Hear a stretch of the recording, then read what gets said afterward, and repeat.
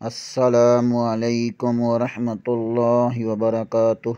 ہم اپنے چینل گمگول آن لائن قرآن اکیڈمی میں خوش آمدید کہتے ہیں۔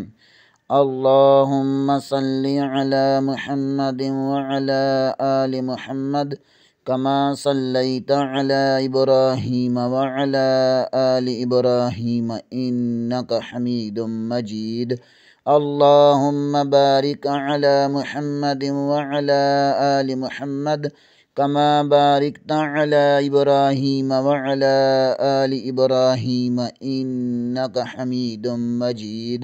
اللہ پاک سے دعا ہے کہ اللہ تعالی ہمیں اس نیک کام کا ثواب، ہمارے والدین، ہمارے اساتذہ اکرام اور تمام مومن مردوں عورتوں کو عطا فرمائے۔ آمین ثم آمین یا رب العالمین۔ اعوذ باللہ من الشیطان الرجیم، بسم اللہ الرحمن الرحیم۔ آؤ تجوید سیکھیں کہ سبق نمبر 4 تجوید القرآن میں ہم آج تعوذ اور تسمیہ کی مشق کریں گے۔ تعوذ، اعوذ، اعوذ، اعوذ باللہ، باللہ، باللہ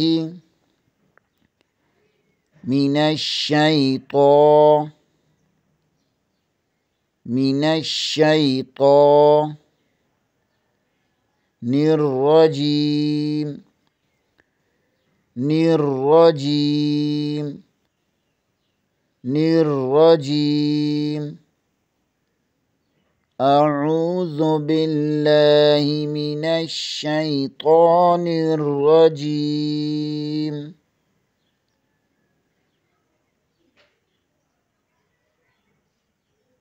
اعوذ باللہ من الشیطان الرجیم۔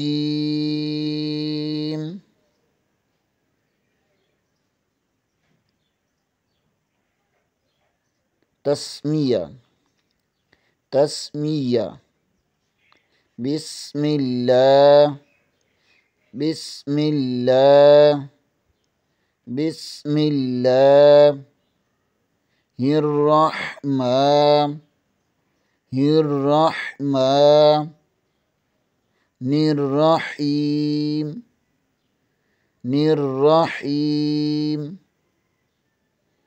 بسم اللہ الرحمن الرحیم۔